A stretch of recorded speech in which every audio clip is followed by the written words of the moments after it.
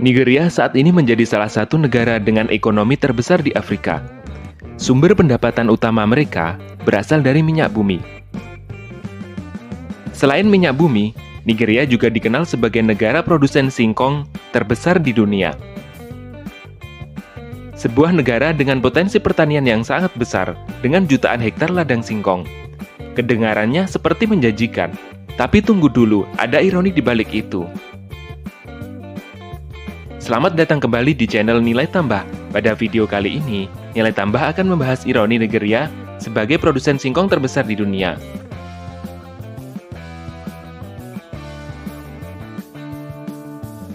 Dalam ilmu ekonomi, ada istilah Dutch disease atau penyakit Belanda.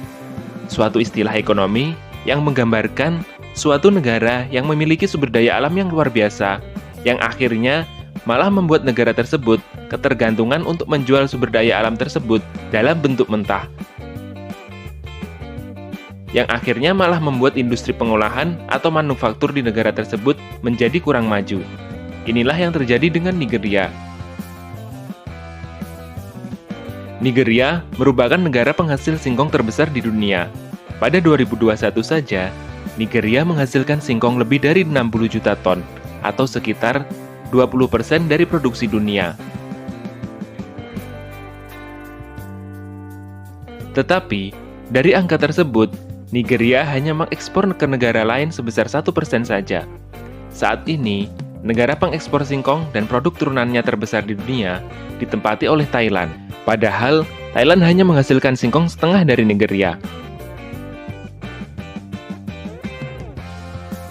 Dari nilai tersebut, Nigeria hanya mendapatkan sekitar 1,02 juta dolar Amerika atau sekitar 15 miliar rupiah dari perdagangan global singkong. Padahal, nilai perdagangan singkong dunia mencapai angka 3,65 miliar dolar Amerika atau sekitar 58 triliun rupiah. Pada tahun 2022, Thailand bisa mendapatkan 1,3 miliar dolar Amerika atau kalau dirupiahkan sekitar 20 triliun. Seperti langit dan bumi.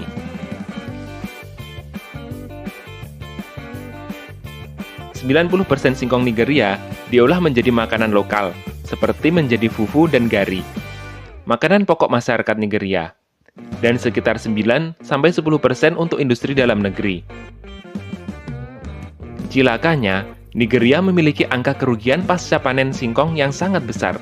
Bahkan, estimasinya mengatakan mencapai angka 40%. Kerugian pasca panen ini karena terjadi pembusukan atau kerusakan singkong setelah dipanen. Singkong memiliki kandungan air sekitar 75%. Inilah yang menyebabkan singkong hanya memiliki umur simpan atau expired date 48 jam setelah dipanen, dan harus langsung diolah dalam jangka waktu itu.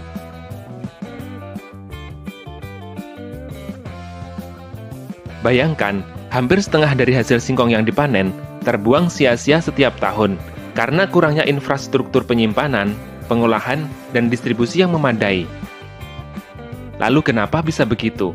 Kenapa sebuah negara yang menghasilkan begitu banyak singkong masih kesulitan untuk mengolah dan memanfaatkannya secara maksimal? Ternyata, masalahnya jauh lebih kompleks. Salah satu masalah utama adalah kurangnya kapasitas pengolahan. Walaupun Nigeria menanam banyak singkong, negara ini kesulitan untuk mengolahnya menjadi produk bernilai tambah, seperti tepung singkong, tepung tapioka, atau bahkan pakan ternak. Fasilitas pengolahan yang ada seringkali sudah usang, tidak efisien, atau kurang pendanaan. Jarak antara pabrik pengolahan dan lahan singkong juga jauh, yang mengakibatkan memakan waktu yang sangat lama, dan ditambah lagi, infrastruktur jalan untuk distribusinya juga sangat kurang, menyebabkan singkong harus melalui waktu yang sangat lama untuk sampai ke pabrik pengolahan.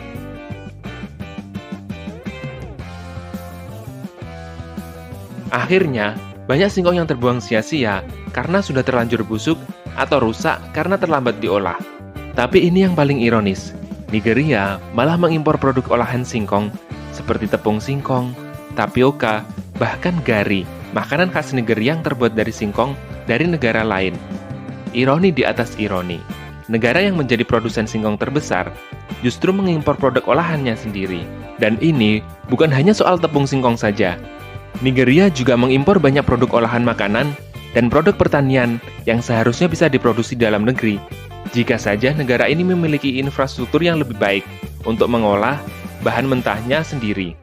Bayangkan berapa besar dampak ekonominya, lapangan kerja baru, industri berkembang, dan tentunya meningkatkan ketahanan pangan.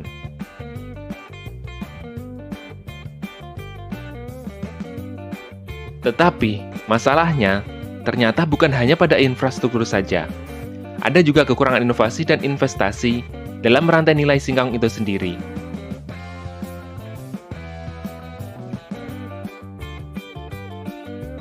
Meskipun singkong digunakan dalam pangan, sebenarnya ada banyak potensi industri lain yang bisa dikembangkan dari singkong, seperti produksi etanol, bioplastik, bahkan untuk farmasi. Namun, Nigeria belum berhasil memanfaatkan potensi ini secara maksimal. Negara-negara seperti Thailand dan Brasil telah berinvestasi besar dalam riset dan pengembangan industri berbasis singkong. Sementara itu, Nigeria justru kesulitan membangun sistem yang kuat untuk mengintegrasikan singkong ke dalam kerangka industri mereka. Artinya, negara lain yang justru meraup keuntungan dari kerja keras Nigeria. Produktivitas singkong di Nigeria juga masih rendah karena sebagian besar petani singkong, yaitu sekitar 95%, adalah petani kecil yang menanam kurang dari 2 hektar. Sedangkan petani yang memiliki luas lebih dari 5 hektar adalah sekitar 5%. Data menunjukkan bahwa rata-rata hasil singkong di Nigeria mengalami penurunan drastis dalam beberapa waktu terakhir. Dari 11,2 ton per hektar menjadi hanya sekitar 8,7 ton per hektar pada tahun 2017.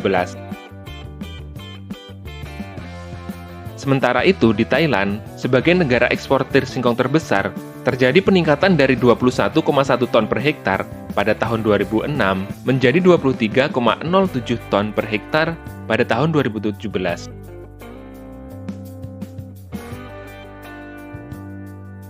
Beberapa pengusaha lokal Nigeria, terutama di industri pengolahan singkong, sedang berusaha keras untuk mengubah narasi ini.